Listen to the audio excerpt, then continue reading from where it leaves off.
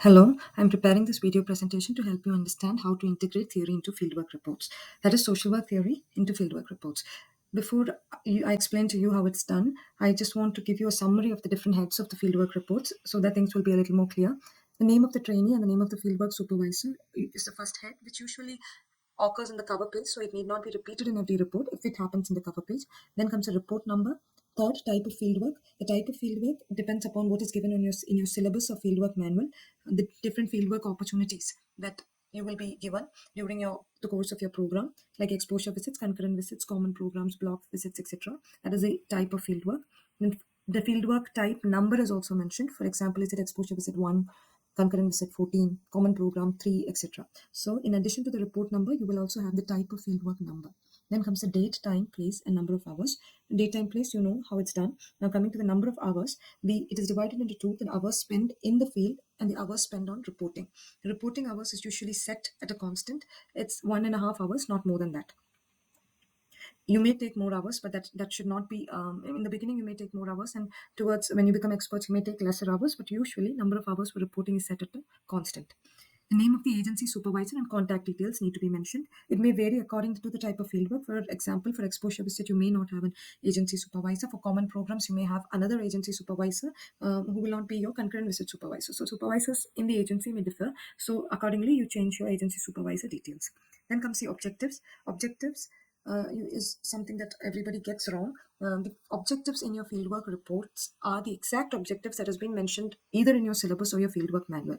For example, the fieldwork manual may expect you to practice community organization, that is, a social work methods like community organization, casework, group work, research, administration, etc. And these methods, practice of these methods become your objectives. Whatever is mentioned in your fieldwork manual or your syllabus regarding fieldwork is your actual objectives.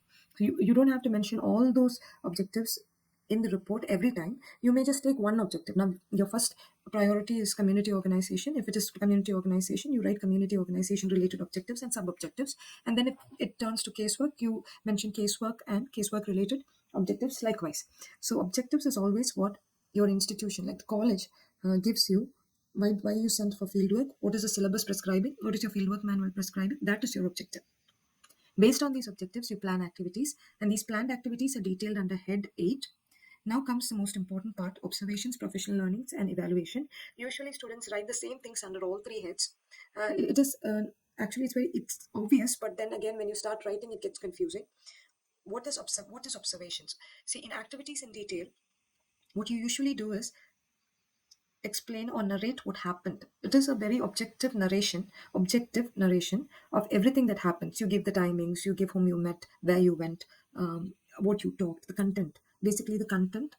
But in observations, you can have personal observations, you can give your perspective, you can give your analysis. It's not completely objective. You can be subjective in the sense you can give your personal observations. That does not mean that you give your feelings and emotions, etc. That can also be mentioned, but not in a biased way. When I say subjective, I don't mean that you have to be biased. You have to keep your professional lesson there as well. But what happens in activities is contrasted with what happens in observations. Just remember that activities is very objective. You just mention the details, and then when it comes to observations, you can give your perspectives.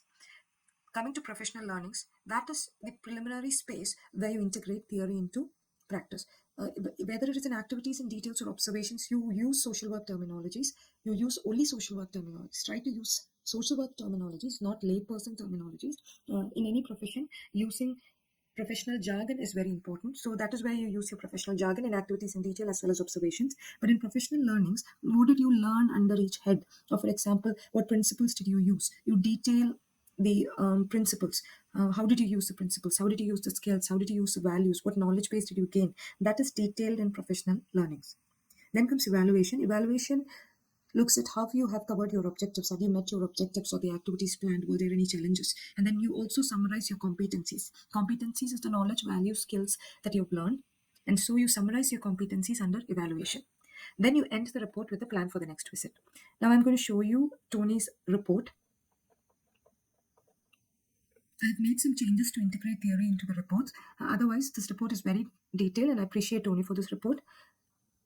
The first major heads like report number, fieldwork type, number of the fieldwork type. That is, this is concurrent visit number 14. The date, time, fieldwork duration, and report and duration is mentioned. And the total hours of fieldwork, including report and fieldwork, is also mentioned. Agency supervisor is given. Coming to the objectives, the objective of this day, this particular day of fieldwork, is to restart community practice by conducting community visits and studying various resource agencies or service delivery institutions in the community. The objective of this fieldwork is actually community practice, and under community practice, sub-objectives are conducting community visits and studying various resource agencies or service delivery institutions. The activities planned under this head is meeting with the agency supervisor to plan community interventions, to study different service delivery institutions or resource agencies. Which are these service delivery institutions? It is given below: the Fisheries Office at Toriur and Janagiya Hotel. One more institution was visited, the health center, which I've left out here. To conduct house visits in the coastal areas and review how disasters like sea erosion have affected these households.